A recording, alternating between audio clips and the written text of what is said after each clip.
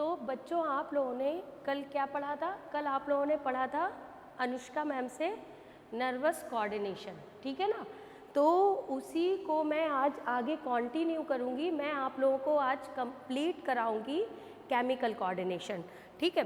तो chemical coordination body का क्या होता है बच्चों, पहले आप लोगों को ये अच्छे से पता होना चाहिए, ठीक है। यस बेटा, अब बेटा इसके लिए हम बाद में बात करते हैं, पहले आप लोग पढ़ लो फिर बात करना, ठीक है। केमिकल कोऑर्डिनेशन, ठीक है। तो ये केमिकल कोऑर्डिनेशन क्या होता है और बॉडी के लिए क्यों ज़रूरी होता है, ठीक है। पहले बच्चों आप लोग थोड़ा समझिए, देखिए जो हमारी बॉडी है, बॉडी की पूरी फिजियोलॉजी को दो सिस्टम कंट्रोल करते हैं, एक नर्वस सिस्टम और एक केमिकल, ठीक है। तो नर्वस सिस्टम और केमिकल कोऑर्डिनेशन या नर्वस कोऑर्डिनेशन या chemical coordination both are almost similar but sometime they will work differently, ठीक है। तो कुछ टाइम ये कैसे करते हैं, अलग अलग तरह से काम करते हैं। जैसे क्या होता है, जो नर्वस कोऑर्डिनेशन होता है, जैसे आप लोगों ने पढ़ा होगा, तो इसमें जो इम्पल्स का ट्रांसमिशन होता है थ्रू इलेक्ट्रिकल, ठीक है। तो electrical transmission of impulse, but hormone जो एंडोक्राइन होता है उसमें जो भी मैसेज ट्रांसमिट होते हैं थ्रू द केमिकल मैसेंजर, ठीक है। तो ये चीज़ें आप लोगों को पता होनी चाहिए, ठीक। नर्वस कोऑर्डिनेशन, ठीक है, और केमिकल कोऑर्डिनेशन, ठीक। तो ये क्या होता है बच्चों, देखो बहुत लंबा टॉपिक है, जितना होगा मैं क्विकली फिनिश करूँगी और आप लोग स्क्रीनशॉट और लिखने पे ध्यान ज़्यादा मत दीजिए, समझने में ध्यान दीजिए, क्योंकि इसके सारे नोट्स की फ़ोटो क्लिक करके मैं आप लोग को ग्रुप पे शेयर कर दूँगी, ठीक है। और ये इम्पॉर्टेंट भी है, आपके नीट में आता भी है, ठीक है। तो इसमें क्या होता है, जो इन्फॉर्मेशन पास होती है, information passes through, information passes through, किसके थ्रू पास होती है इंफॉर्मेशन, इम्पल्स ट्रांसमिशन, ठीक है। और आप लोगों को पता है इम्पल्स क्या होता है, थ्रू इलेक्ट्रिकल कंडक्शन, ठीक है। तो इम्पल्स के थ्रू इसमें मैसेज इंफॉर्मेशन पास होती है और इसमें इंफॉर्मेशन पास होती है थ्रू द हार्मोन, ठीक है। तो बच्चों क्या होता है, जो केमिकल कोऑर्डिनेशन है उसमें केमिकल हार्मोन के थ्रू, और उसमें क्या चाहिए, एक मीडियम चाहिए। मीडियम क्या होता है, ब्लड होता है मीडियम। तो कोई भी हार्मोन, देखो दो तरह के केमिकल सब्सटेंस होते हैं, एक एंडोक्राइन होता है, एक एक्सोक्राइन होता है, ठीक है। एक मिक्स भी होता है ग्लैंड के बेसिस पे। तो टारगेट होता है कि टारगेट लोकल है या लोकल नहीं है, ठीक है। तो ये सारी चीज़ें मैं धीरे धीरे आप लोगों को बताऊंगी। तो लेकिन आपको पता होना चाहिए ये चीज़ें कि जो नर्वस कोऑर्डिनेशन है बच्चों, नर्वस कोऑर्डिनेशन क्या होता है, बहुत क्विक होता है, with in A second, nano second में इट विल वर्क, ठीक है। केमिकल कोऑर्डिनेशन जो केमिकल प्रोसेसिंग है या हार्मोन की प्रोसेसिंग है, ये थोड़ा सा ज़्यादा समय लेती है इम्पल्स ट्रांसमिशन के कंपैरिजन, लेकिन ये भी बहुत क्विक प्रोसेस है। लेकिन अगर हम दोनों को की तुलना करेंगे, कंपैरिजन करेंगे, तो नर्वस कोऑर्डिनेशन ज़्यादा तेज़ी से काम करता है। अगर आप सोचिए कि आपको कोई स्टिमुलस मिलता है, आप तुरंत रिस्पॉन्स करते हो, ठीक है। अगर आपने कोई गर्म चीज़ छू ली तो तुरंत आप हाथ हटा लोगे, ठीक है। आपको पता ही नहीं चलेगा कि कितने समय में मैसेज ट्रांसमिट हुआ हमारे ब्रेन में और कितने समय में आपने रिफ्लेक्स एक्शन कर दिया, ठीक है। और केमिकल क्या होता है, इसका स्लो ट्रांसमिशन होता है। स्लो किसके कंपैरिजन में, नर्वस कोऑर्डिनेशन के कंपैरिजन में स्लो ट्रांसमिशन होता है। इसका रिस्पॉन्स जो होता है ये कैसा होता है बच्चों? ये होता है स्लो। ठीक, समझिए आप लोग, मैं सारे नोट्स दूंगी आप लोगों को। ठीक, ये होता है फास्ट और ये होता है स्लो। ठीक, तो वो फास्ट होता है और ये स्लो होता है। ठीक, अब इसके बाद इसका जो रिस्पॉन्स है ये एग्जैक्ट होता है, एग्जैक्ट रिस्पॉन्स। ठीक है, इसका कभी कभी फंक्शनिंग डिस्टर्ब हो सकती है। ठीक है, और इसको हम कहते हैं वाइड स्प्रेड। ठीक है, इसका रिस्पॉन्स कैसा होता है? वाइड स्प्रेड होता है, बहुत ज़्यादा जगह पे होता है। लेकिन हार्मोन वर्क कैसे करते हैं अभी हम सारी चीज़ें आप लोग को बताएंगे। ठीक है, अब हम लोग बात करते हैं, ये एक चीज़ और समझ लीजिए, ये शॉर्ट लाइफ्ड होता है। ठीक है, ये बहुत थोड़े से समय के लिए रिस्पॉन्स होता है, इसके कंपैरिजन में ये लॉन्ग लाइफ्ड होता है। ठीक है बच्चों, तो ये कैसा होता है? लॉन्ग लाइफ्ड होता है, थोड़े से ज़्यादा समय के लिए। ओके, तो अब हम बात करते हैं आप लोगों से इसकी कि जो हार्मोन होते हैं। देखो बच्चों, अब जैसे मैं आप लोगों को एक बात बताती हूँ, मेरी बात सुनिएगा। जैसे कोई हमको काम करना है, हमारी बॉडी में कोई भी काम होना है, लाइक ग्रोथ होनी है या डाइजेशन होना है या कुछ भी होना है। लाइक हम अगर ग्रोथ की बात करते हैं तो ग्रोथ हार्मोन निकलता है। ठीक है, तो हार्मोन क्या करता है, या हमारी सेल्स को कोई भी काम करना है, जैसे लीवर की सेल क्या करती है? डिटॉक्सिफिकेशन। ठीक है, न्यूरॉन्स, किडनी की सेल्स क्या करती हैं? Excretion, ultra filtration. ठीक है, और इंटेस्टाइन की सेल्स क्या करती हैं? डाइजेशन। तो इन सेल को कब ये काम करना है ये कौन बताएगा? ये मैसेंजर होते हैं। मैसेंजर कई तरह के होते हैं, हार्मोन भी हमारे मैसेंजर के कैटेगरी में आते हैं। ठीक है, तो बहुत सारी, जैसे किसी भी सेल को कोई काम करना है तो एक केमिकल मैसेंजर जाएगा, और केमिकल मैसेंजर क्या करेगा बच्चों? ये एक सेल है, ये न्यूक्लियस है, ये इसमें डीएनए है। ठीक है, इसमें क्या होता है बच्चों? ये यहाँ रिसेप्टर होता है, यहाँ आके मान लो लाइगेंड। लाइगेंड क्या होता है बच्चों? इसको हम हार्मोन कह सकते हैं।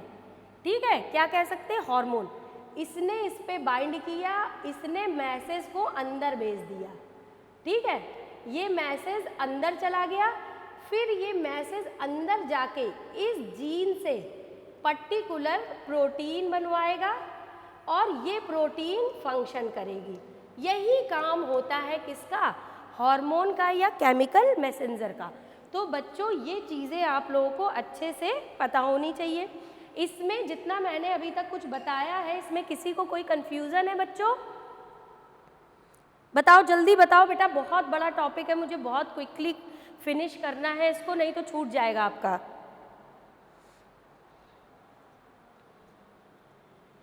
हाँ, हेलो,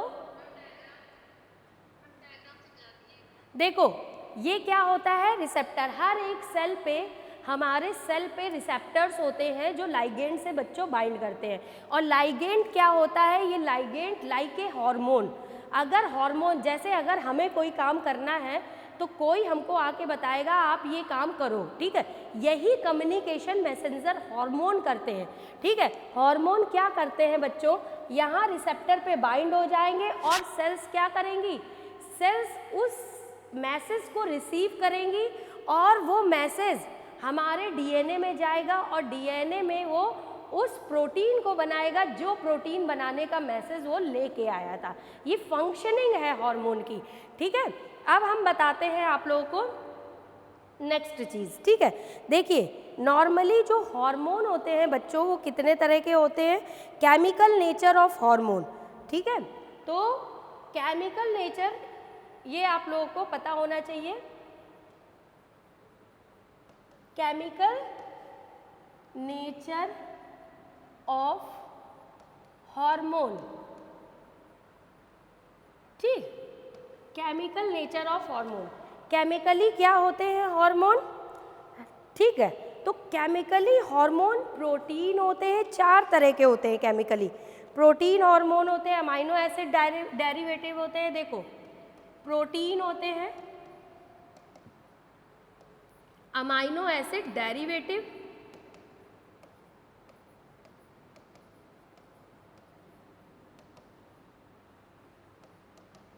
ठीक है, और स्टेरॉइड, ठीक, स्टेरॉइड भी होते हैं बच्चों, और इकेसोनाइड, इकेसोनाइड्स, ठीक है। तो क्या होता है बच्चों, देखो केमिकल का मतलब बच्चों होता है, देखो केमिकल नेचर का मतलब है हार्मोन किसके बने हैं, ठीक है। हार्मोन प्रोटीन के भी बने होते हैं, कुछ हार्मोन एक अमाइनो एसिड के डेरिवेटिव भी होते हैं, कुछ हार्मोन स्टेरॉइड के भी बने होते हैं, कुछ हार्मोन इकेसोनाइड होते हैं। अब कौन कौन से हार्मोन होते हैं, प्रोटीन हार्मोन, ठीक है। जितने भी प्रोटीन हार्मोन होते हैं बच्चों, ये वाटर सॉल्यूबल होते हैं, ठीक, वाटर सॉल्यूबल, ठीक है, और ये भी वाटर सॉल्यूबल होते हैं, अमाइनो एसिड डेरिवेटिव। ये कैसे होते हैं, ये फैट सॉल्यूबल होते हैं, फैट सॉल्यूबल, तो वसा में घुलनशील और पानी में घुलनशील। तो प्रोटीन अमाइनो एसिड डेरिवेटिव, देखो बच्चों प्रोटीन मैंने आप लोगों को पढ़ाया था, किस में पढ़ाया था, मैक्रोमोलिक्यूल में पढ़ाया था, और प्रोटीन और अमाइनो एसिड डेरिवेटिव के हार्मोन ऑलवेज डिसॉल्व हो जाते हैं, वाटर में घुलनशील होते हैं, लेकिन जो होते हैं स्टेरॉइड और इकेसोनाइड ये फैट सॉल्यूबल होते हैं। अब होते कौन कौन से हैं, बहुत सारे हार्मोन हैं, मैं आपको अभी बताती हूँ उनके नाम, लेकिन इसके मैं नोट्स दूंगी, उससे आप लोग अच्छे से पढ़िएगा, ठीक है। तो जैसे भैया इसको मना कर दीजिए थोड़ी देर, एक्सक्यूज मी, अरे भैया इसको मना करिए थोड़ी देर। तो अब देखो क्या होता है, पैराथायरॉयड हार्मोन होता है, ठीक है, all hormone of pituitary, all hormone of pancreas, pancreas के सारे हार्मोन, हाइपोथैलेमस के सारे हार्मोन, ठीक है ना, इरिथ्रोपोइटिन, ये सारे, रिलैक्सिन, एससीजी, ये सब प्रोटीन हार्मोन होते हैं, ठीक है। कुछ हार्मोन ऐसे होते हैं जो टायरोसिन से बनते हैं, टायरोसिन क्या है, अमाइनो एसिड, मैंने बताई थी ना, एरोमेटिक अमाइनो एसिड, टायरोसिन से बनता है थायरॉक्सिन, T3, T4, ठीक है।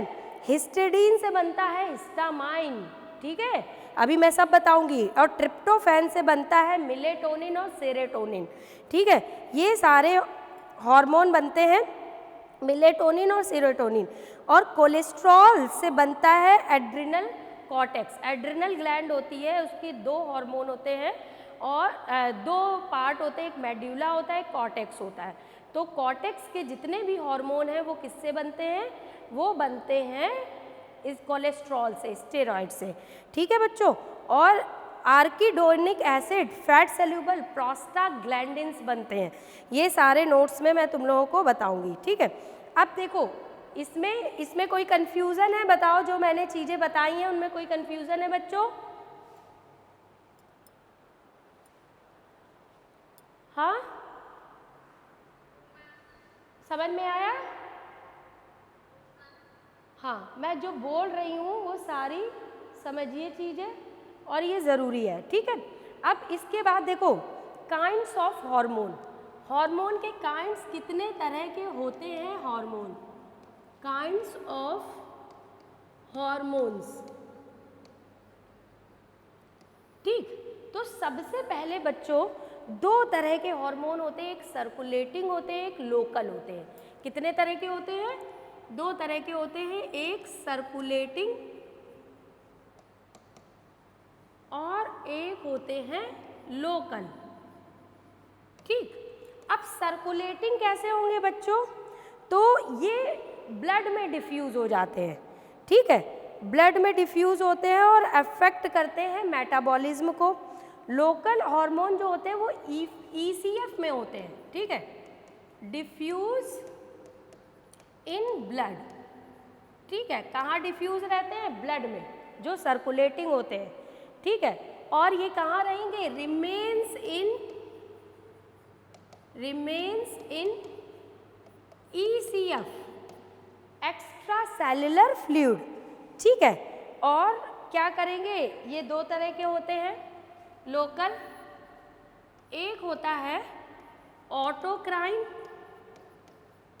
और एक होता है पैराक्राइन, ठीक है बच्चों। एक कौन सा होता है, ऑटोक्राइन होता है और एक पैराक्राइन होता है।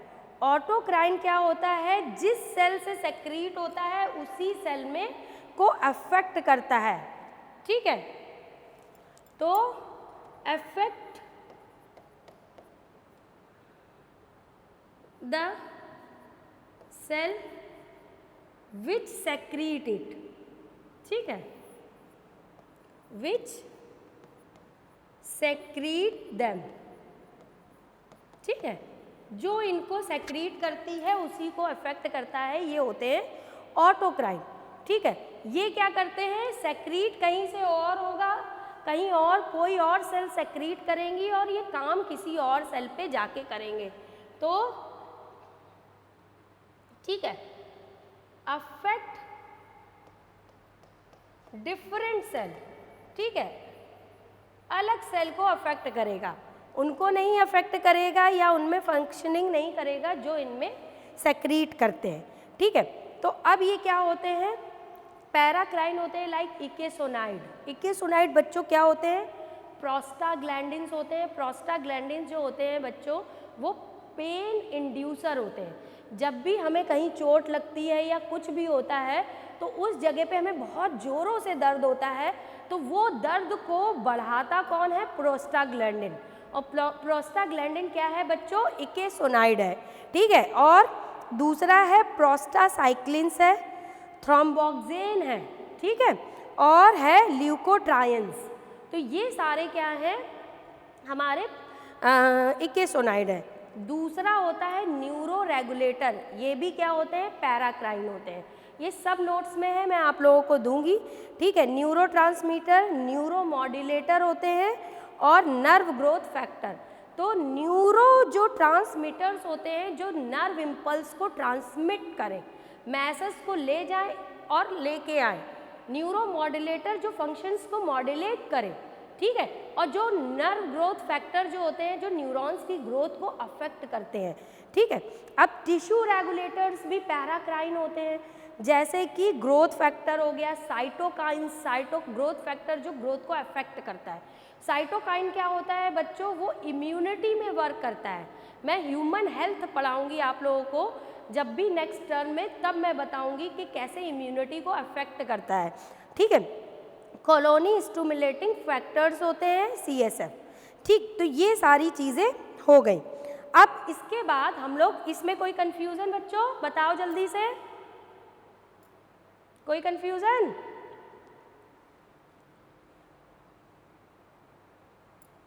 ठीक। अब इसके बाद मैं बात करती हूँ बच्चों ग्लैंड्स की, ठीक है। अब आती हैं ग्लैंड्स,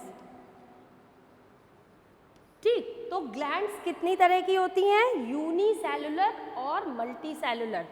दो तरह की ग्लैंड्स होती हैं। कितने तरह की होती हैं, यूनिसेलुलर और मल्टी सेल्यूलर, ठीक है। अब यूनिसेलुलर आपको पता है जो एक सेल से बनती है, उसका एग्जाम्पल क्या है, गॉबलेट सेल्स, स्टमक से सेक्रीट होती है, स्टमक में पाई जाती है, ठीक है, गॉबलेट सेल, ठीक है, जिसको G सेल भी बोलते हैं। कहाँ पाई जाती है, स्टमक में। ये यूनिसेलुलर होती है, याद रखना बच्चों, ठीक है। कैसी होती है, यूनिसेलुलर। अब मल्टीसेलुलर कौन सी होती हैं बच्चों, मल्टीसेलुलर जो इपीथीलियम की फोल्डिंग से बनती हैं, इनवेजिनेशन ऑफ इपीथीलियम। कैसे बनती हैं, इनवेजिनेशन ऑफ इपीथीलियम, ठीक है। इनवेजिनेशन ऑफ इपीथीलियम वो मल्टीसेलुलर होती हैं। मल्टीसेलुलर तीन तरह की होती हैं बच्चों, कौन कौन सी होती हैं, एक होती है एंडोक्राइन, ठीक है, और एक होती है एक्सोक्राइन और एक होती है हेटेरोक्राइन। ठीक है, तो ये 3 तरह की ग्लैंड्स होती हैं, मल्टी सेलुलर, एंडोक्राइन, एक्सोक्राइन, हेटेरोक्राइन। ठीक है, तो अब एंडोक्राइन कौन सी होती है बच्चों? ये डक्टलेस होती है, इसीलिए इसको एंडोक्राइन कहते हैं, क्योंकि इससे जो भी हार्मोन निकलते हैं उनका ट्रांसमिशन ब्लड के थ्रू होता है। ठीक है, तो ये याद रखिएगा कि ये डक्टलेस ग्लैंड होती हैं। ठीक है, कैसी होती हैं? डक्टलेस। और इनके हार्मोन किससे ट्रांसपोर्टेड होते हैं? डक्टलेस हैं तो transported through hormone, transported through blood. ठीक है बच्चों, ट्रांसपोर्टेड थ्रू ब्लड। ठीक है, अब डक्ट ग्लैंड ये होती हैं डक्ट के साथ, डक्ट ग्लैंड होती हैं ये। ठीक है, जैसे जितनी डाइजेस्टिव ग्लैंड है, कौन सी ग्लैंड्स है बच्चों? डाइजेस्टिव ग्लैंड्स आ रही हैं एक्सोक्राइन। ठीक है बच्चों, और सैलिवरी ग्लैंड भी है, सैलिवरी ग्लैंड भी है। ठीक है, एंड डाइजेस्टिव ग्लैंड। ठीक है, अब हेटेरोग्लाइन जो होती है, हेटेरोक्राइन मिक्स्ड होती है, जिसमें कुछ सेल्स जो होती हैं उनमें डक्ट पाई जाती है और कुछ सेल्स में डक्ट नहीं पाई जाती है, जिससे कि क्या होता है कि दोनों तरह का ही सेक्रीशन होता है, एंडो एंड एक्सो। और एक ही ऐसी मिक्स ग्लैंड है हमारी बॉडी में और वो है पैंक्रियाज। क्या है बच्चों? पैंक्रियाज। ठीक है, तो ये आप लोगों का बहुत पूछा जाता है, लोकल हार्मोन। ठीक है, और कैसा हार्मोन है? चलिए, अब ये समझ में आया बच्चों आप लोगों को? अच्छे से आ रहा है? ज़्यादा जल्दी तो नहीं पढ़ा रही हूँ?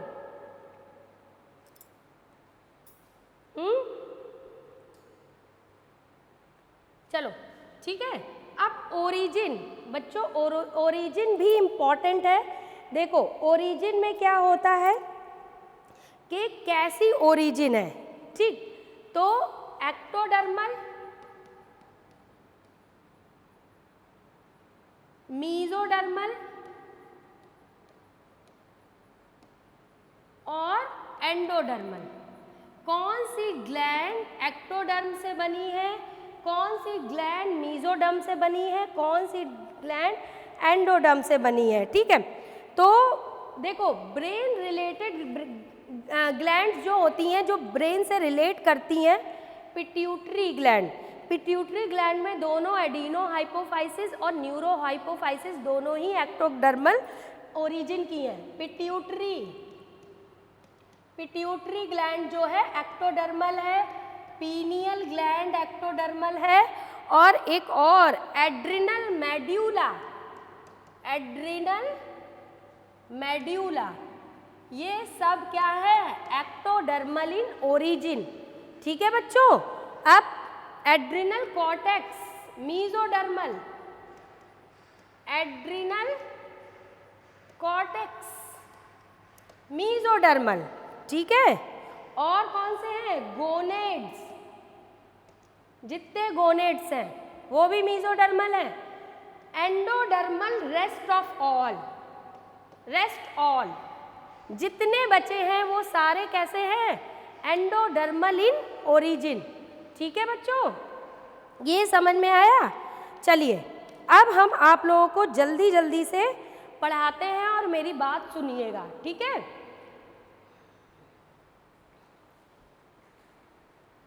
ठीक, देखिए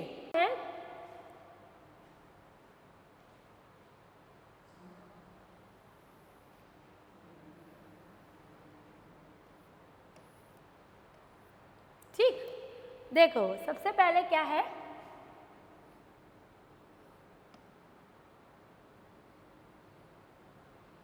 ठीक, इसके बाद है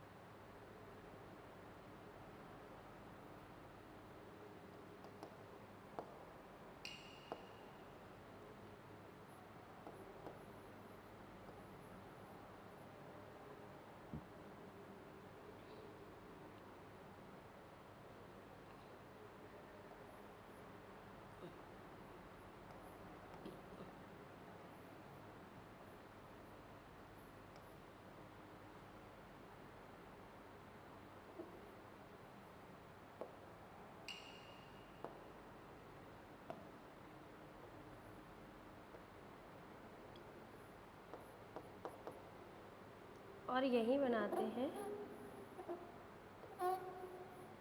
ठीक, देखिए ये डायग्राम बना है बच्चों, मैंने जुगाड़ करके बना दिया है, ठीक, जगह के हिसाब से।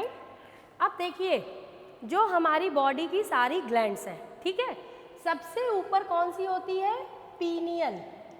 ये कौन सी है बच्चों? Pineal gland.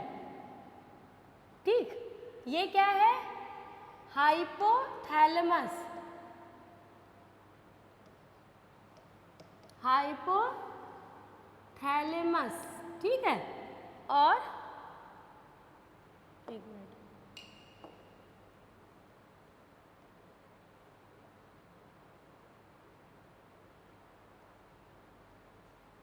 ठीक, ये क्या है? ये है पिट्यूटरी। ये कौन सी है? पिट्यूटरी। ठीक, ये कौन सी है? थायराइड। ठीक है, ये कौन सी है बच्चों? ब्लैक, छोटी छोटी 2 पेयर्स में, पैराथायराइड। ठीक, ये कौन सी है? ये है थाइमस। ठीक, और ये कौन सा है? पैंक्रियाज।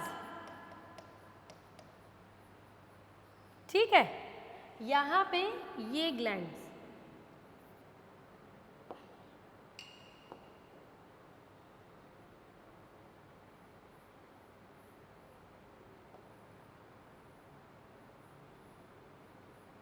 ये कौन सी है? सुप्रारीनल या एड्रिनल। ठीक है, और इसको क्या कहेंगे? एड्रिनल। और ये कौन से हैं बच्चों? गोनेड्स। ठीक है, ये कौन से हैं? गोनेड्स। तो ये आप लोगों को पता होनी चाहिए कितनी तरह की ग्लैंड्स होती हैं और ये ग्लैंड्स क्या क्या करती हैं। ठीक है, तो चलिए अब हम लोग आपसे बात करते हैं। सबसे पहले मैं आपको बताती हूँ पीनियल ग्लैंड। पीनियल ग्लैंड क्या होती है बच्चों? ये सबसे ज़्यादा एक्टिव होती है कब? चाइल्डहुड कंडीशन में। ठीक है, इसको इपीफाइसिस सेरेब्राई भी बोलते हैं। ठीक है, क्योंकि ये इपीथैलेमस से अराइज होती है। क्या बोलते हैं? Epiphysis cerebri. ठीक है, और ये किस में एब्सेंट होती है? क्रोकोडाइल में एब्सेंट होती है ये। ठीक है, क्रोकोडाइल्स में ये एब्सेंट होती है बच्चों। ठीक, और ये मॉडिफाइड नर्व सेल से बनी होती है जिनको पीनियलोसाइट्स कहते हैं। किनसे बनी होती है? मॉडिफाइड नर्व सेल से, जिनको पीनियलोसाइट्स कहते हैं। ठीक है, तो ये रीजनरेट होना स्टार्ट कर देती है 7 ईयर की एज से। ठीक, अब देखो इसका हार्मोन कौन सा निकलता है? मेलेटोनिन। कौन सा हार्मोन निकलता है बच्चों इससे? मेलेटोनिन। ठीक, मेलेटोनिन। अब हम आप लोगों को एक चीज़ बताते हैं। जैसे जो पीनियल होती है, वो पीनियल क्या करती है बच्चों? पीनियल स्किन की ग्लेजिंग को मेंटेन करती है। ठीक है, जेट लैग प्रॉब्लम होती है उसको भी रिमूव करती है। देखो आप लोगों ने देखा होगा कि जो बच्चे होते हैं, जो छोटे बच्चे होते हैं, वो हर समय सोते रहते हैं, हर समय सोते रहते हैं। तो क्या होता है कि जो पीनियल ग्लैंड होती है और वो स्लीपिंग इंड्यूस करती है। ठीक है, लेकिन जो लोग ओल्ड एज के होते हैं उनको नींद नहीं आती है, बहुत देर में सोते हैं, बहुत सुबह उठ जाते हैं। उसका रीज़न ये है कि उनमें पीनियल डीएक्टिवेट हो चुकी होती है। क्योंकि जब 7 ईयर की एज से पीनियल डीएक्टिवेट होना शुरू हो जाती है और जिस एज तक, ठीक है, एडल्ट आने तक वो क्या हो जाती है? टोटली डीजेनरेट हो जाती है। तो उसके बाद जो स्लीपिंग है, जो नींद आने का प्रोसेस है, वो डिपेंड करता है कि हमने कितना वर्क किया है, हमने कितना काम किया है, उसके हिसाब से हमें नींद आती है बच्चों। ठीक है, लेकिन बचपन में बच्चे फिर उठेंगे, फिर खाएंगे पिएंगे, फिर सो जाएंगे। बहुत चाइल्डहुड की मैं बात कर रही हूँ। तो बच्चे बहुत, क्योंकि ये क्या करती है? स्लीपिंग इंड्यूस, जो नींद है उसको इंड्यूस करती है। दूसरा ग्लेजिंग ऑफ द स्किन, जो स्किन में एक बच्चों में जो चमक होती है उसको भी ये मेंटेन करती है पीनियल ग्लैंड, ठीक है। तो एडल्ट एज में आते आते स्किन की जो ग्लो है वो आर्टिफिशियल हो जाती है। आर्टिफिशियल कैसे हो जाती है? जब बाहर के प्रोडक्ट हम यूज़ करते हैं तभी स्किन ग्लो करती है, अदरवाइज जो नेचुरल ग्लो करती है स्किन वो नेचुरल पीनियल ग्लैंड ही रेगुलेट करती है। एक और चीज़ है कि इसमें क्या होता है बच्चों कि जेट लैग प्रॉब्लम को ये कंट्रोल करती है। जेट लैग प्रॉब्लम ये होती है कि हम कभी नई जगह पे जाते हैं तो वहाँ पे अगर हमारा बिस्तर चेंज हो जाए तो ये बायोलॉजिकल क्लॉक को कंट्रोल करती है। कैसे? अगर हम कहीं नई जगह पे जाएं तो हमें नींद नहीं आएगी, ठीक है, हमारा सुबह मोशन क्लियर नहीं होगा, ठीक है। फिर उसके बाद अगर हम 2-3 दिन नई जगह पे रुक जाएं तो सारी ही बायोलॉजिकल फिजियोलॉजिकल रिएक्शन मेंटेन हो जाती है, ठीक है। तो ये हमें फीलिंग कराती है कि सब चीज़ें सही हैं, अब हमको एडजस्ट होना चाहिए, ठीक है। तो इसको कहते हैं जेट लैग प्रॉब्लम, नींद ना आना नई जगह पे और मोशन क्लियर ना होना और बायोलॉजिकल क्लॉक हमारी डिस्टर्ब होना। तो इसको रिपेयर कौन करता है? पीनियल ग्लैंड, ठीक है। तो मेलेटोनिन हार्मोन रिलीज करती है, इसको जुवेनाइल हार्मोन कहते हैं। चाइल्डहुड कंडीशन में ये रिलीज होती है, ठीक है। बनता किससे है? डेरिवेटिव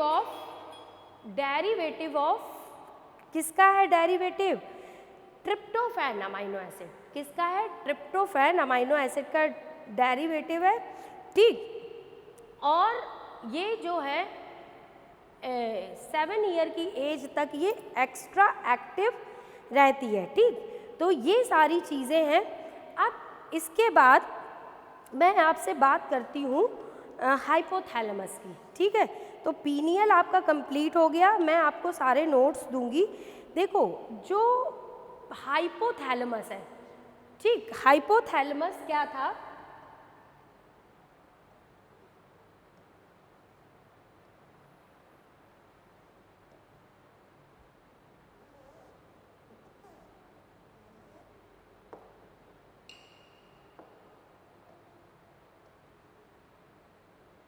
ठीक, ये है हाइपोथैलेमस, ठीक। क्या है बच्चों? ये हाइपोथैलेमस। अब हाइपोथैलेमस में क्या होते हैं? 6 रेगुलेटरी जो सेंटर होते हैं। क्या होते हैं? 6 रेगुलेटरी सेंटर, ठीक।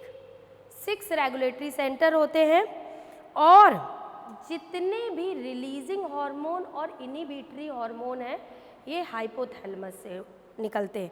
जैसे 6 रेगुलेटरी सिस्टम की हम बात करें बच्चों तो ये किसको किसको रेगुलेट करते हैं मैं आप लोगों को बताती हूँ अभी।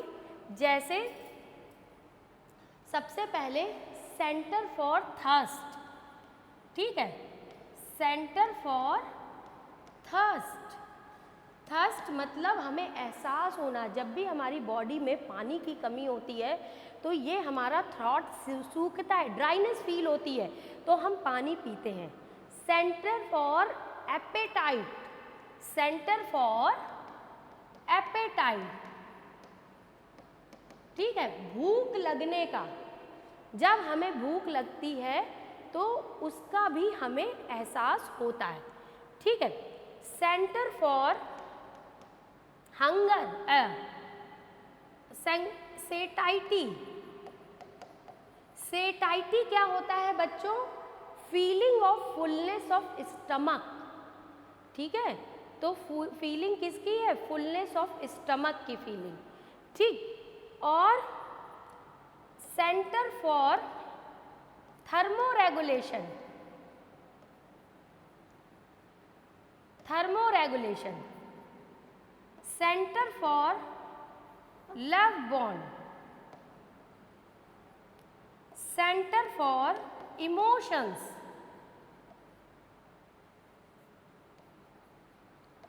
इमोशंस, ठीक है। तो बच्चों ये सारे सेंटर हैं। तो ये सारे सेंटर कहाँ लोकेटेड है? हमारे हाइपोथैलेमस में। जब भी हमको पानी की कमी होगी बॉडी में तो हमारा हाइपोथैलेमस एक्टिवेट होगा और हमारी बॉडी को फील कराएगा कि पानी की कमी है, और हमारा थ्रॉट क्या है वो एक्टिवेट होगा और हम पानी पिएंगे। जब भी हमें भूख लगेगी तो ये, अब देखिए हम लोग ऐसा तो है नहीं कि हम अपना स्टमक अंदर झांक के देख सकते हैं कि हमारा स्टमक खाली है तो हमें खाना खाना चाहिए। हमें फीलिंग होती है ना कि हमें भूख लग रही है, हमें खाना चाहिए। तो ये फीलिंग कौन कराता है? हाइपोथैलेमस। जब हम खाना खाते जाते हैं खाते जाते हैं तो एक समय ऐसा आता है कि अब हम कुछ भी नहीं खा सकते, जितनी भी फेवरेट चीज़ आ जाए, तो वो हमें एहसास दिलाता है हाइपोथैलेमस सेंटर फॉर सैटिस्फैक्शन कि अब हमारा स्टमक भर गया है, अब इसके ऊपर हमें कुछ भी नहीं खाना है। जब भी हमारी बॉडी का टेम्परेचर कम होता है तो उसको मेंटेन करना, या बैक्टीरियल इन्फेक्शन या वायरल, जब भी हम बीमार होते हैं, कोई भी इन्फेक्शन होता है बैक्टीरिया या वायरस का बच्चों, तो हमें बुखार आता है कस के, टेम्परेचर हाई हो जाता है, तो वो भी रेगुलेट करता है हाइपोथैलेमस।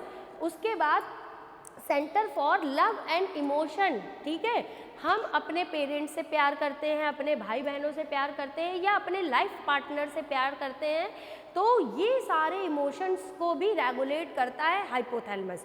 और जो लव बॉन्ड मेकिंग और इमोशन सेंटर है, ये सबसे ज़्यादा एक्टिव जो होता है वो लड़कियों में होता है, फीमेल्स में, ठीक है, लड़कियों क्या, फीमेल्स में, ठीक है। मेल्स के कंपैरिजन फीमेल्स में ये ज़्यादा एक्टिव होता है, बिकॉज इसको कंट्रोल एक हार्मोन करता है ऑक्सीटोसिन, जो कि हम में ज़्यादा निकलता है। ऑक्सीटोसिन मेल्स में भी निकलता है लेकिन उसकी कॉन्सेंट्रेशन कम होती है, इसलिए मेल्स इतने इमोशनल नहीं होते हैं और फीमेल्स ज़्यादा इमोशनल होती है क्योंकि उनमें ऑक्सीटोसिन बहुत ज़्यादा निकलता है, ठीक है। ये तो बात हो गई 6 सेंटर की, ठीक है बच्चों। अब हम बात करते हैं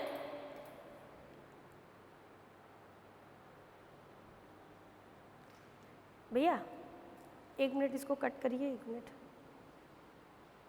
मिनट कट करिए, मैं रीस्टार्ट करिए, एक इम्पॉर्टेंट कॉल आ रही थी आप लोगों को। 6 रेगुलेटरी सेंटर, ठीक है, तो ये सारे सेंटर हो गए किसके, हाइपोथैलेमस के। अब हम रिलीजिंग और इनिबिटरी फैक्टर्स की बात करते हैं, ठीक। तो रेगुलेटरी और इनिबिटरी फैक्टर क्या होते हैं? देखो, रिलीजिंग फैक्टर और inhibiting factor, growth hormone releasing factor, growth hormone inhibitory factor, ठीक है। क्या होता है? ग्रोथ हार्मोन रिलीजिंग हार्मोन और ग्रोथ हार्मोन इनिबिटरी हार्मोन, ठीक। ये सारी चीज़ें अभी मैं आप लोगों को बताऊंगी। Prolactin releasing hormone, prolactin releasing hormone, prolactin inhibitory hormone, ठीक। Prolactin releasing hormone, prolactin inhibitory. Gonadotropin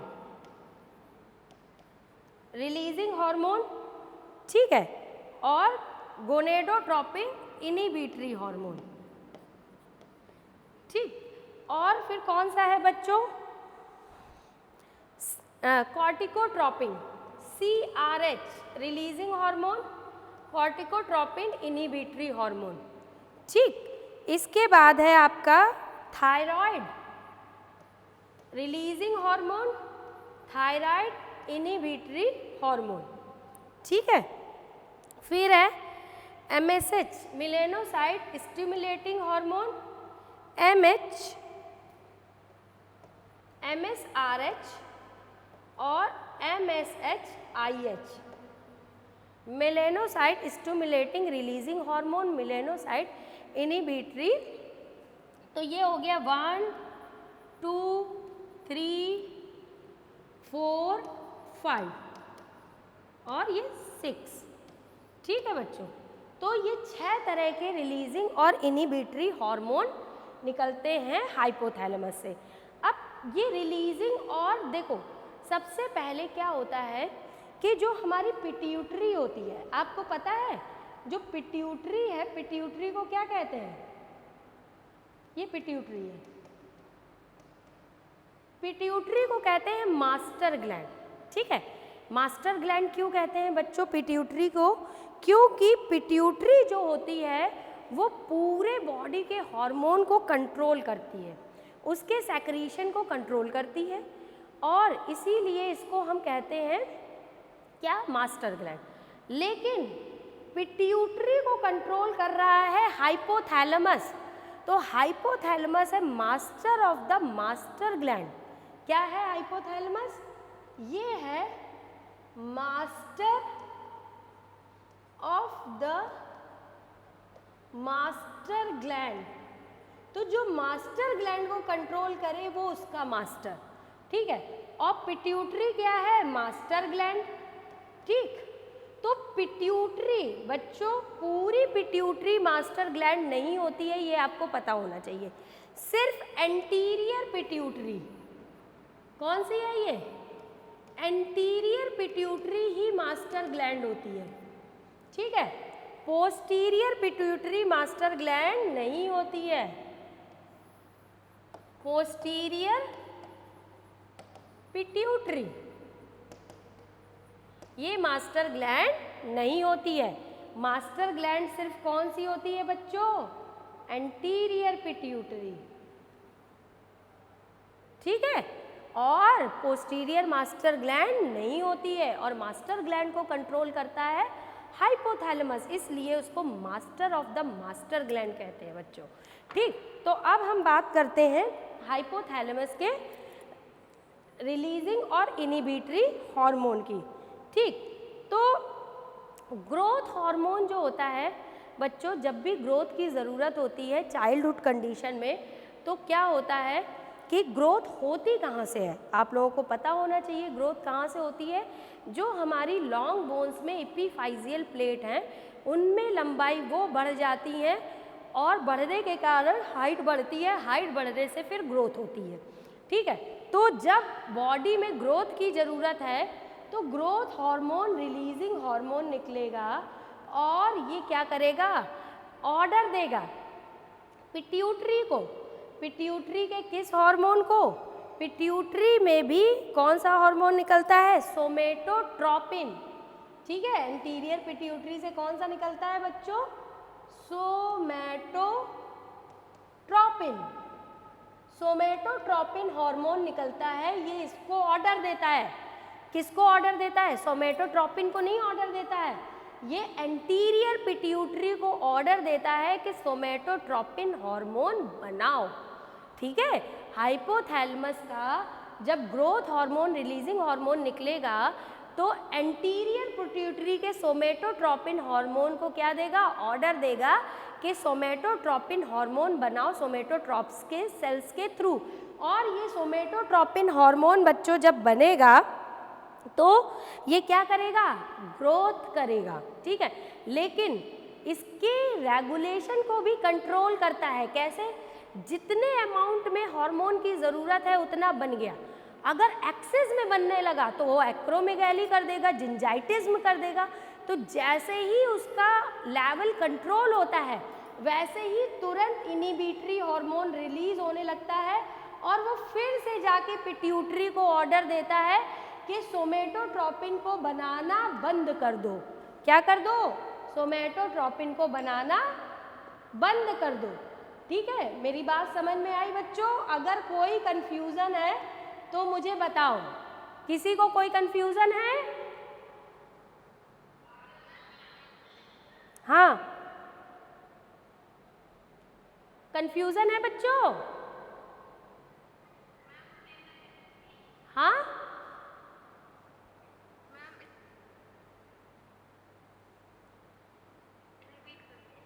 repeat कर दूं? देखो बच्चों, ये ग्रोथ हार्मोन रिलीजिंग हार्मोन निकलता है कहाँ से? हाइपोथैलेमस से। Hypothalamus master of the master gland है, ठीक है। तो वो जब निकलेगा तो मास्टर ग्लैंड के पास जाएगा एंटीरियर पिट्यूटरी पे, और वो एंटीरियर पिट्यूटरी के सोमेटोट्रोफ सेल्स को ऑर्डर देगा कि तुम ग्रोथ हार्मोन बनाओ। ग्रोथ हार्मोन का नाम क्या होता है? सोमेटोट्रोपिन। तो सोमेटोट्रोपिन निकलेगा और सोमेटोट्रोपिन क्या करेगा? ग्रोथ करेगा, ठीक है। और उसका लेवल को मेंटेन करने के लिए इनहिबिटरी फैक्टर होता है। जब भी इसका एक एग्जैक्ट अमाउंट बन जाएगा तो growth hormone, releasing hormone, inhibitory hormone निकलेगा जो इसकी सिंथेसिस को एंटीरियर पिट्यूटरी में स्टॉप कर देगा। ठीक है, समझ में आया? समझ में आया बच्चों? हाँ, ठीक है। तो कोई कुछ कह रहा है क्या?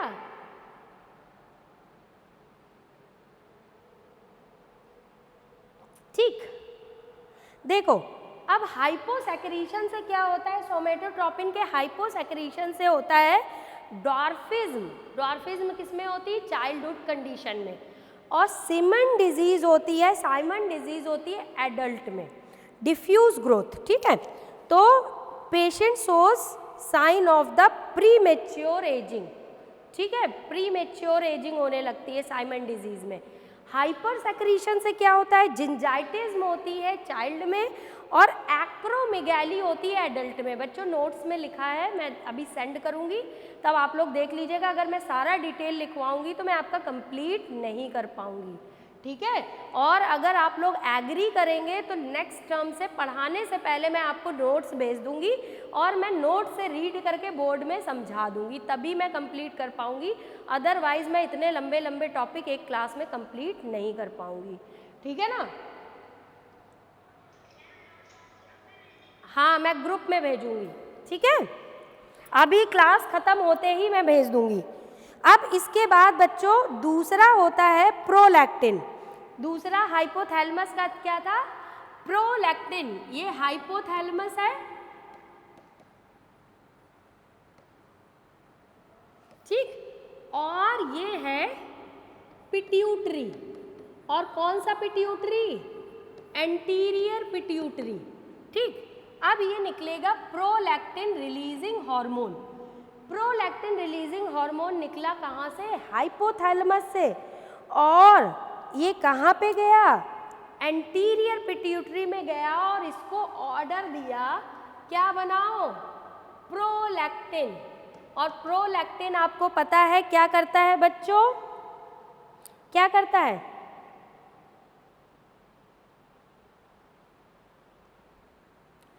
After child birth maintain and initiate the lactation. ठीक है, तो मिल्क सेक्रीशन को और इनिशिएशन को मेंटेन करता है। After the delivery prolactin maintain करता है मिल्क इजेक्टिंग हार्मोन भी बोलते हैं इसको। तो ये प्रेगनेंसी का हार्मोन भी है, इसको मिल्क इजेक्टिंग हार्मोन भी बोलते हैं। ठीक है, जो मिल्क को इजेक्ट करे और इसके सेक्रीशन को मेंटेन करे। ठीक है, तो ये मेंटेन करता है मिल्क के सेक्रीशन को। जब ये ज़्यादा बनने लगता है तो फिर प्रोलैक्टिन इनहिबिटरी हार्मोन आता है जो इसके सेक्रीशन को मेंटेन करता है, प्रोलैक्टिन के सेक्रीशन को। ठीक है बच्चों, अब इसके बाद आता है नेक्स्ट हार्मोन आता है इसका releasing factor gonadotropin releasing hormone. ठीक है, ये भी जाएगा कहाँ पे? पिट्यूटरी पे।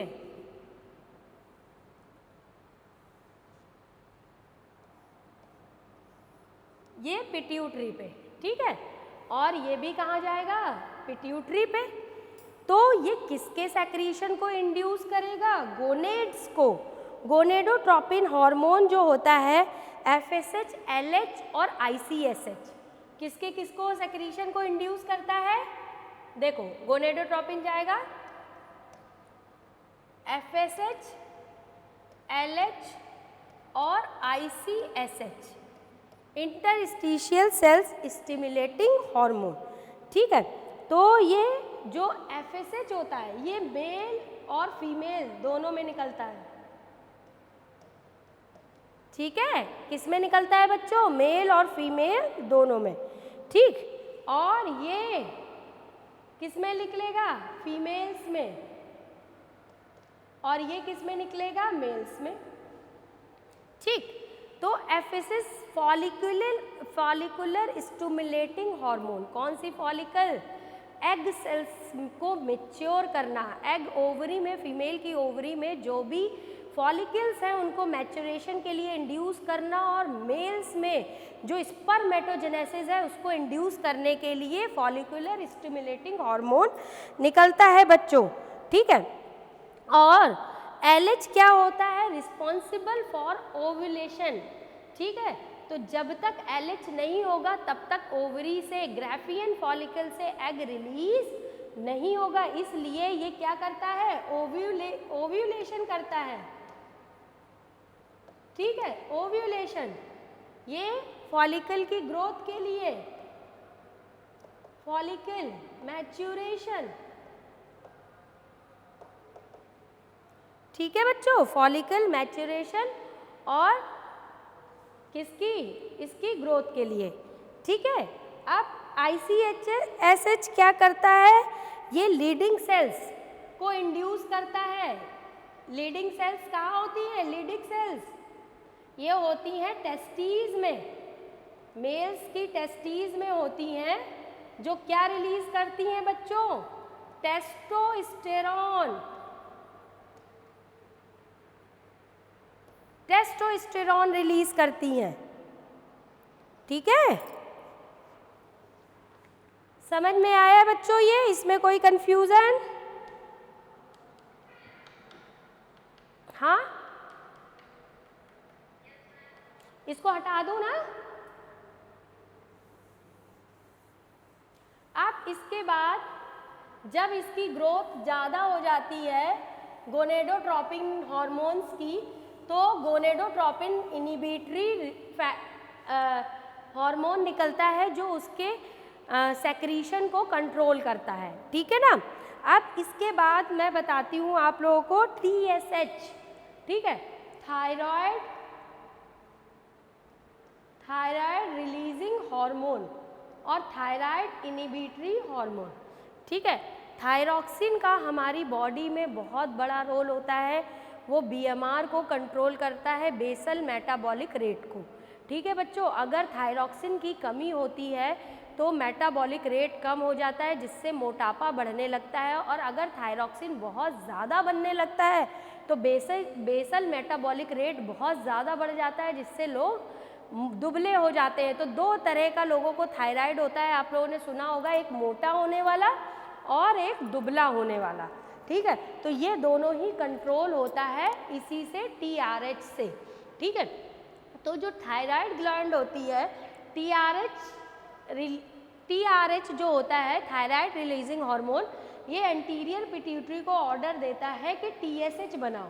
ये कब TSH बनाने का ऑर्डर देता है? जब थायराइड ग्लैंड में क्या होता है? थायराइड ग्लैंड है बच्चों, ठीक है। और थायराइड ग्लैंड में से जब थायरॉक्सिन नहीं बन रहा होता है या थायरॉक्सिन की कमी होती है, तो क्या ये TRH निकलता है, और ये TRH यहाँ पे ये रिसेप्टर होता है और ये इसको स्टिमुलेट करता है कि थायरॉक्सिन बनाओ, ठीक है। और जब थायरॉक्सिन की कमी होती है तब ये इसको स्टिमुलेट करता है, ठीक। लेकिन जब थायरॉक्सिन हाई हो जाता है तो ये जाके इसको इंड्यूस करता है, ठीक है। थायरॉक्सिन जब हाई होता है तो ये इसको इंड्यूस करता है और ये एंटीरियर पिट्यूटरी को ऑर्डर देता है, तो TSH डिक्रीज हो जाता है। TSH क्या हो जाएगा?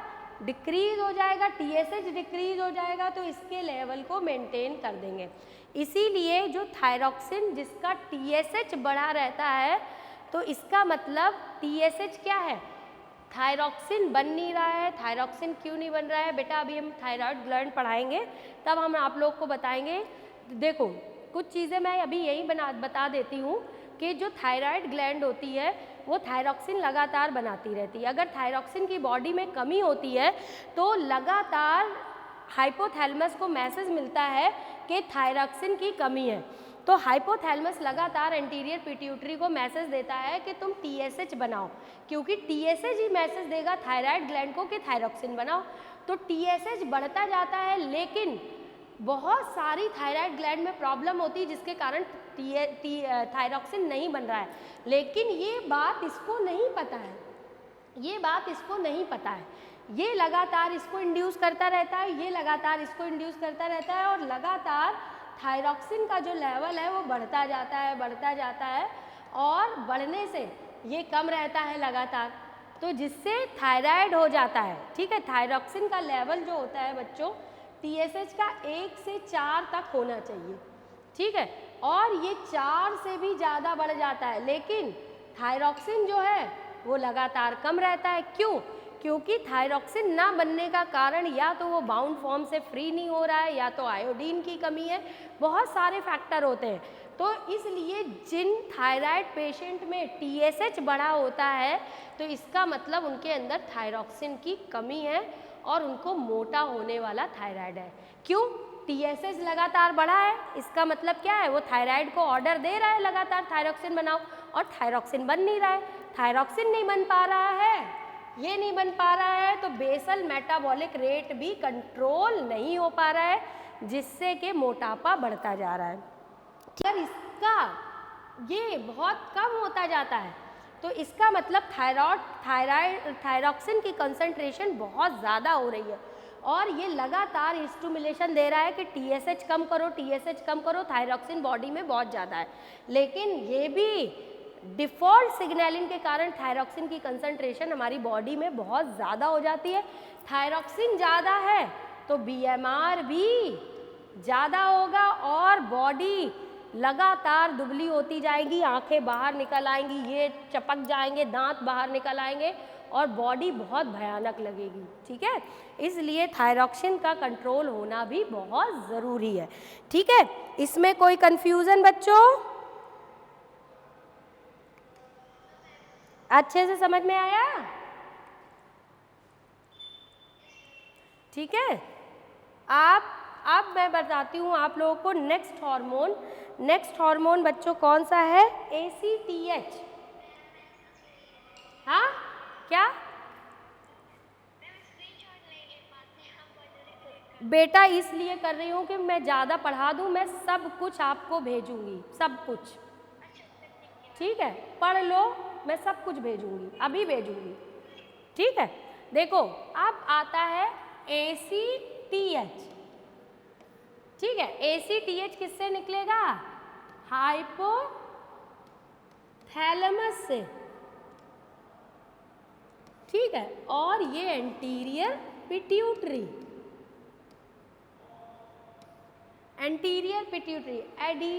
एड्रिनोकॉर्टिकोट्रोपिन हार्मोन।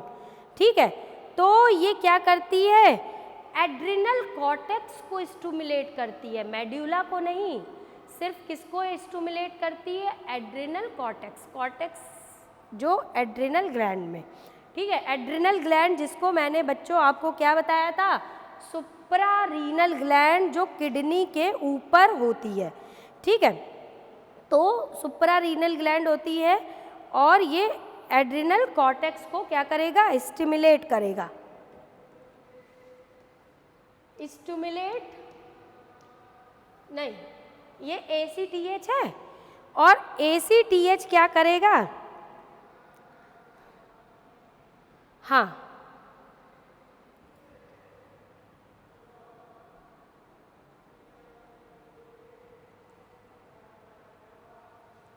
यहाँ पे आएगा CRH, यहाँ आएगा ACTH, और ये ACTH stimulate adrenal cortex. Adrenal cortex बच्चों 4S ग्लैंड होती है। कौन सी होती है? 4S। Salt retaining, sugar retaining, stress releasing और sex cortisol releasing, 4S gland कहते हैं। क्या कहते हैं? 4S। तो सॉल्ट, शुगर, स्ट्रेस और सेक्स कॉर्टिसोल, तो इसको 4S ग्लैंड कहते हैं बच्चों। ठीक है, तो ये इसको स्टिमुलेट करेगी, और ये हमारे बॉडी में होम्योस्टैसिस को मेंटेन रखेगी, ठीक है। मिनरलोकॉर्टिकॉइड्स, अभी मैं बताऊंगी आपको इन सब के काम क्या होते हैं जब एड्रिनल कॉर्टेक्स पढ़ेंगे। मिनरलोकॉर्टिकॉइड्स होते हैं, ग्लूकोकॉर्टिकॉइड्स होते हैं, सेक्स कॉर्टिसोल होते हैं, ठीक। अब इसके बाद आता है आप लोगों का हो गया था ये 5th CRH, और जब भी इनकी कॉन्सेंट्रेशन हाई होती है तो ये स्टिमुलेट करते हैं हाइपोथैलेमस से CIH निकलता है ये एड्रिनल पिट्यूटरी को, और एड्रिनल पिट्यूटरी इसके सेक्रीशन को कम कर देता है, डिक्रीज कर देता है, ठीक है। क्या कर देगा इसके सेक्रीशन को? डिक्रीज, ठीक है। तो इसके बाद मैं नेक्स्ट पढ़ाऊँ बच्चों,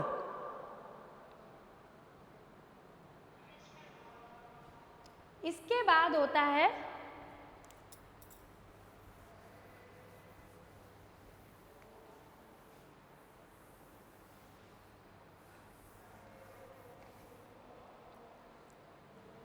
देखो MSHRH, melanocyte stimulating hormone releasing hormone, ठीक है। ये क्या करता है? ये MSH को स्टिमुलेट करता है पिट्यूटरी में, MSH को, ठीक है। और ये MSH क्या करता है? ठीक, और ये स्किन, ठीक है, स्किन की ग्लेजिंग को मेंटेन रखता है, ठीक है। और ये हम लोगों में जो होता है ये इंटरमीडिएट में बोला जाता है कि जो पास इंटरमीडिएट होता है पिट्यूटरी में, हम लोग की जो मिडिल पार्ट है पिट्यूटरी का वो रुमिनेंट, वो कैसा है? रिड्यूस्ड है, और दूसरे जो एनिमल्स हैं उनमें एक्टिव पाया जाता है, ठीक है। हम लोग में पाया जाता है एंटीरियर और पोस्टीरियर ही एक्टिव पाए जाते हैं, तो इसीलिए ये इसमें क्या होता है, फिश और एम्फीबियन में ये ज़्यादा वर्क करता है, ठीक है। फिश एंड एम्फीबियन, ठीक। तो ये आपके हो गए एंटीरियर पिट्यूटरी के 7 हार्मोन, और हाइपोथैलेमस पढ़ा दिया मैंने, पीनियल पढ़ा दिया। अब मैं बताती हूँ आप लोगों को पोस्टीरियर पिट्यूटरी, ठीक है। तो एंटीरियर पिट्यूटरी का एक बात बच्चों याद रखिएगा कि जितने भी एंटीरियर पिट्यूटरी के हॉर्मोन्स हैं वो सारे एंटीरियर पिट्यूटरी में ही बनते हैं, ठीक है। सिंथेसाइज इट्स ओन हार्मोन, ठीक है। तो जब भी हाइपोथैलेमस इंडक्शन देगा तो एंटीरियर पिट्यूटरी अपने खुद के हार्मोन बनाएगी, ठीक है।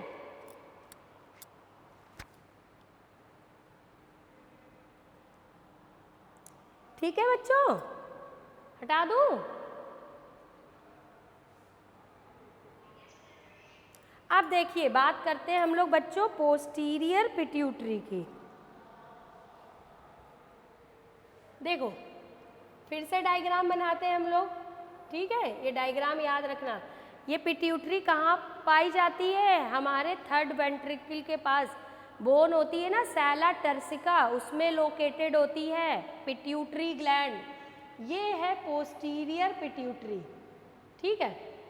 इसमें क्या होता है? हाइपोफेजियल पोर्टल सिस्टम। क्या है ये? हाइपोफेजियल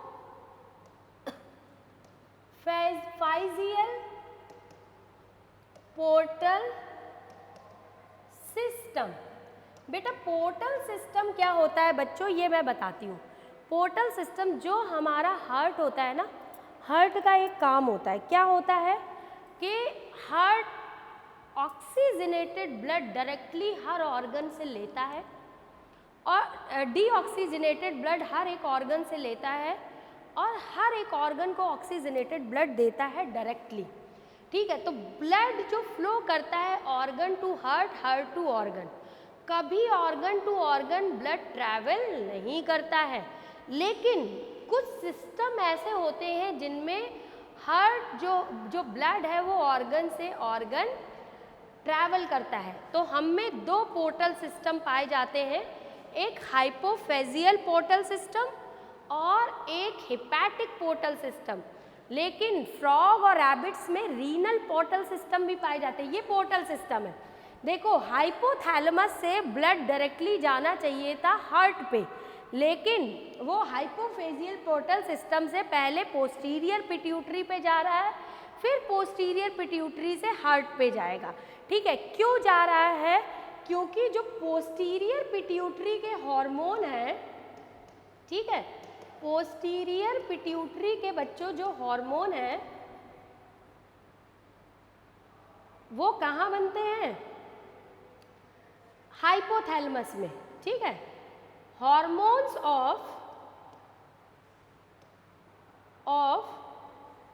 पोस्टीरियर पिट्यूटरी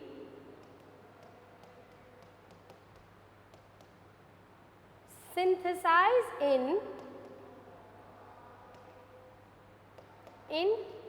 hypothalamus। ठीक है, कहाँ बनेंगे बच्चों? हाइपोथैलेमस में बनेंगे पोस्टीरियर पिट्यूटरी के हार्मोन। और वो किससे पोस्टीरियर पिट्यूटरी में आएंगे? हाइपोफेजियल पोर्टल सिस्टम से। और एंटीरियर पिट्यूटरी के हार्मोन एंटीरियर पिट्यूटरी खुद ही बनाती है। ठीक है, तो कौन से दो हार्मोन होते हैं पोस्टीरियर पिट्यूटरी के बच्चों? दो हार्मोन होते हैं, एक होता है वैसोप्रेसिन, इसको ADH भी कहते हैं, एंटी डायूरेटिक हार्मोन। और दूसरा होता है ऑक्सीटोसिन। ठीक है, ऑक्सीटोसिन। तो ऑक्सीटोसिन और वैसोप्रेसिन करता क्या है बच्चों? इनका फंक्शन बहुत इंपॉर्टेंट है, आप लोगों के नीट में बहुत ज़्यादा पूछा जाता है। तो ऑक्सीटोसिन हमारे फीमेल्स में, मैंने अभी पहले बताया कि ये लव और इमोशंस के बॉन्ड को मेंटेन करती है और फीमेल्स में इसका सेक्रीशन ज़्यादा होता है। तो दो काम करती है, प्यूबर्टी पे क्या करेगी? मेमोरी ग्लैंड का डेवलपमेंट, जो मेमोरी ग्लैंड का डेवलपमेंट है वो ऑक्सीटोसिन करेगी।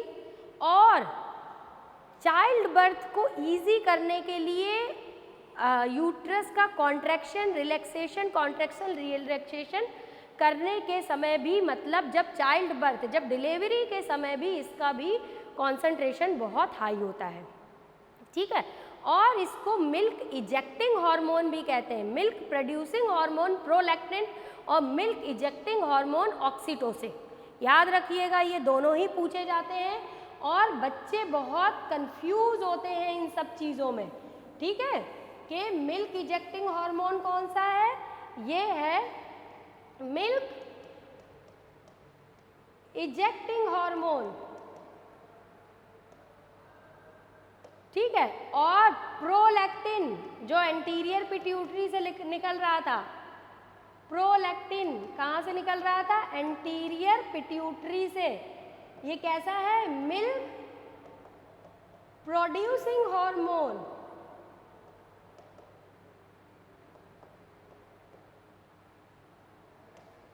समझे बच्चों? तो मिल्क प्रोड्यूसिंग हार्मोन है और ये मिल्क इजेक्टिंग हार्मोन है, चाइल्ड बर्थ को भी कन्वीनियंट करता है। ठीक है, अब हम बात करते हैं वैसोप्रेसिन और ऑक्सीटोसिन की। ठीक है, तो वैसोप्रेसिन जो है, इसकी कमी से क्या होता है? Diabetes insipidus. दो तरह की डायबिटीज़ होती है, एक इंसिपिडस होती है, एक मेलाइटिस होती है। तो मेलाइटिस जो होती है वो जेनेटिक भी हो सकती है, इंसिपिडस जो है वो इसके हाइपोसेक्रीशन से होती है। और इसका हाइपोसेक्रीशन, पहले तो आप लोगों को ये समझ में आया, अब मैं वैसोप्रेसिन आप लोगों को बताती हूँ डिटेल में। ठीक है, क्योंकि वैसोप्रेसिन से भी आपका क्वेश्चंस पूछे जाते हैं।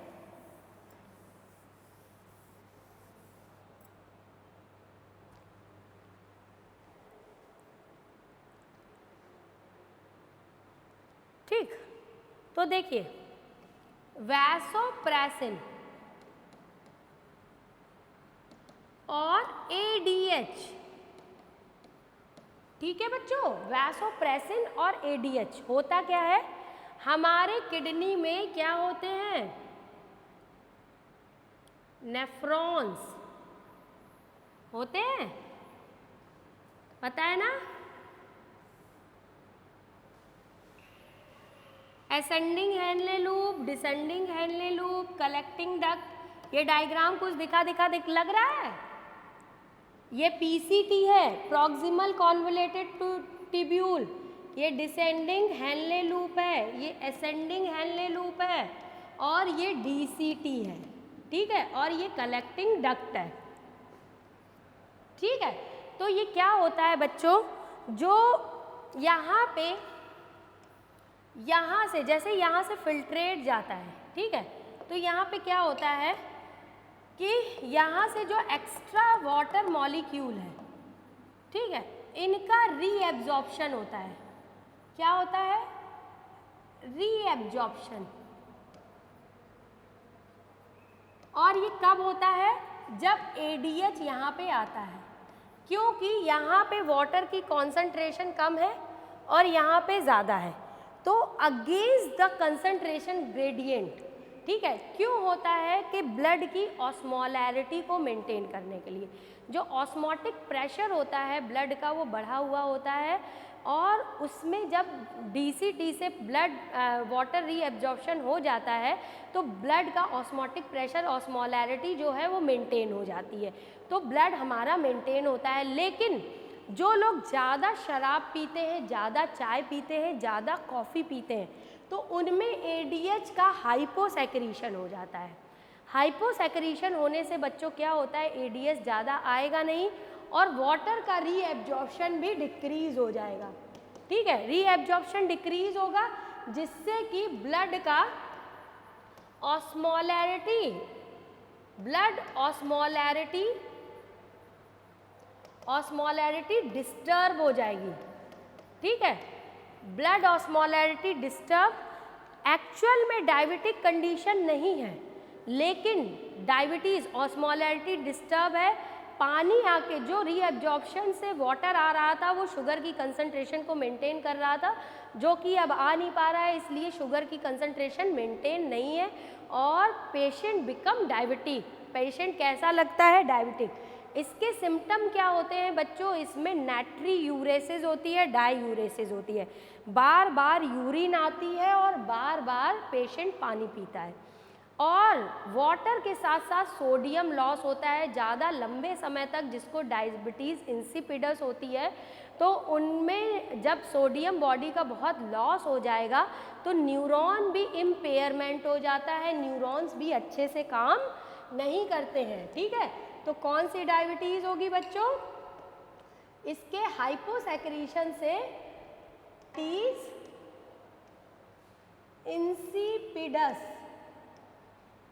ठीक है, कौन सी होगी, डायबिटीज इंसिपिडस। समझ में आया बच्चों, कोई कंफ्यूजन? हाँ ठीक है, इसको हटा देती हूँ। ये हो गया आपका एंटीरियर और पोस्टीरियर पिट्यूटरी। अब हम स्टार्ट करते हैं आप लोगों को थायराइड ग्लैंड से, ठीक है बच्चों। थायराइड ग्लैंड क्या होती है, जल्दी जल्दी मैं आप लोगों को बताती हूँ। अभी आप लोगों को बहुत चीज़ें तो समझ में आ ही गई हैं, ठीक है। तो थायराइड ग्लैंड में बताती हूँ, या मैं आप लोगों को पहले एड्रिनल ग्लैंड पढ़ाती हूँ, वो ज़्यादा अच्छा है, ज़रूरी है, क्योंकि टाइम बहुत कम बचा है, ठीक है। तो एड्रिनल ग्लैंड आप लोग पढ़ लो, ये ज़्यादा इम्पॉर्टेंट है, और थायराइड से भी आते हैं, लेकिन अभी मैंने थायराइड आप लोगों को ज़्यादा समझा दी है, एड्रिनल ग्लैंड मैंने नहीं समझाई है आप लोगों को, ठीक है। एड्रिनल ग्लैंड क्या होती है बच्चों, सुप्रारीनल ग्लैंड, ठीक है। एड्रिनल ग्लैंड कौन सी थी,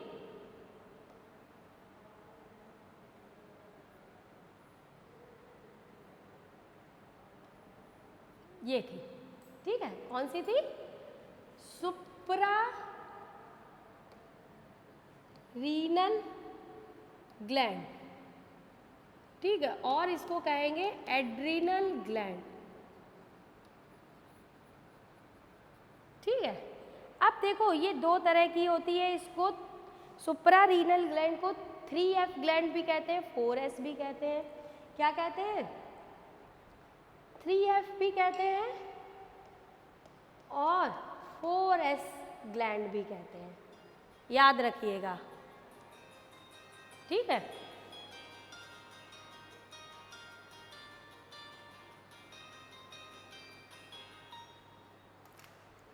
हेलो, सुप्रा रीनल ग्लैंड, ठीक है, 3F ग्लैंड भी कहते हैं और 4S भी कहते हैं, ठीक। तो इसमें क्या होता है, मेड्यूला और कॉर्टेक्स, ठीक है। तो इसमें दो पार्ट होते हैं, इसके सुप्रा रीनल ग्लैंड के दो पार्ट होते हैं, ठीक है। एक होता है मेड्यूला और एक होता है कॉर्टेक्स, ठीक, मेड्यूला और कॉर्टेक्स।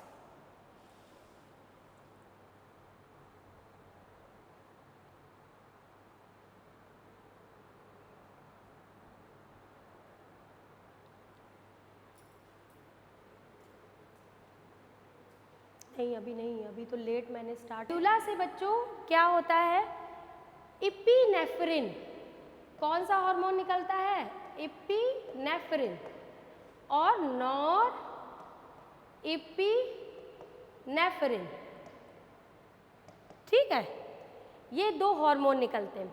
इपिनेफ्रिन को बच्चों कहते हैं एड्रीनैलिन, कौन सा कहते हैं, एड्रीनैलिन, और नॉर इपिनेफ्रिन को कहते हैं नॉर एड्रीनैलिन,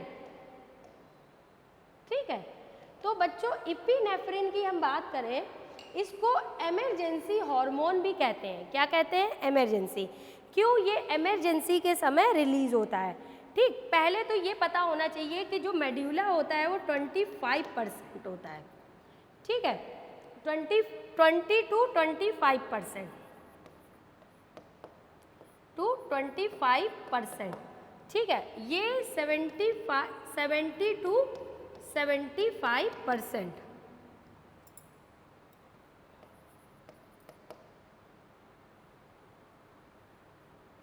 ठीक है, ये इतना परसेंट इसमें होता है, ठीक। ये 25 से 30 और ये 70 से 75। इसको इमरजेंसी हार्मोन क्यों कहते हैं कि जब भी अगर देखो क्या होता है, ये हमारे ब्लड में शुगर लेवल को बढ़ाता है। कैसे बढ़ाता है बच्चों, देखिए जब भी हमें किसी भी बात ने, किसी ने लड़ाई किया, झगड़ा किया या हमसे कुछ और कहा, तो हमें धीरे धीरे गुस्सा आता है, ठीक है, गुस्सा आता है। तो जब हमारा गुस्से का लेवल बढ़ जाता है तो फिर हम, जिसने हमसे उल्टा सीधा कहा, हम उसको मारते हैं। फिर धीरे धीरे गुस्सा डाउन होता है, तो फिर हमें लगता है कि अब हमने सामने वाले को मारा है तो हम भी मार खाएंगे, इसलिए भाग जाते हैं। तो इसके 3F कहते हैं, क्या कहते हैं, फ्राइट, फाइट, फ्लाइट, ठीक है। तो सबसे पहले गुस्सा आया, फिर मारा, फिर फियर हुआ, तो इसलिए भाग गए। तो इसको इसीलिए इमरजेंसी के समय निकलता है। और इसको इमरजेंसी हार्मोन, जो लोग शॉर्ट टेम्पर्ड होते हैं ना, जिनको बात बात पे गुस्सा आती है, बिना बात के गुस्सा आती है, उनमें इसका हाइपर सेक्रीशन होता है एपिनेफ्रिन का। अब इसको जो 4S ग्लैंड है, 4S ग्लैंड में हमने आपको बताया था बेटा बच्चों, ग्लूकोकॉर्टिकॉइड, मिनरलोकॉर्टिकॉइड, गोनेडोकॉर्टिकॉइड हार्मोन निकलते हैं और सेक्स कॉर्टिसोल निकलता है। तो ये सारे क्या करते हैं, जो मिनरलोकॉर्टिकॉइड है वो बॉडी की होम्योस्टैसिस को मेंटेन करते हैं, और जो ग्लूकोकॉर्टिकॉइड है शुगर लेवल को मेंटेन करता है, और गोनेडोकॉर्टिकॉइड है जो एंड्रोजन और एस्ट्रोजन के उसको मेंटेन करता है, ठीक है। तो इसके बाद अभी बहुत सारी इसमें चीज़ें हैं जो मैं आप लोगों को पढ़ाऊंगी नेक्स्ट क्लास में, ठीक है। अभी बच्चों टाइम हो गया है, इसलिए मैं क्लास अभी लीव कर रही हूँ, ठीक है। और इसके मैं नोट्स अभी आप लोग को भेजती हूँ। ओके, बाय बाय बच्चों, टेक केयर, ठीक है।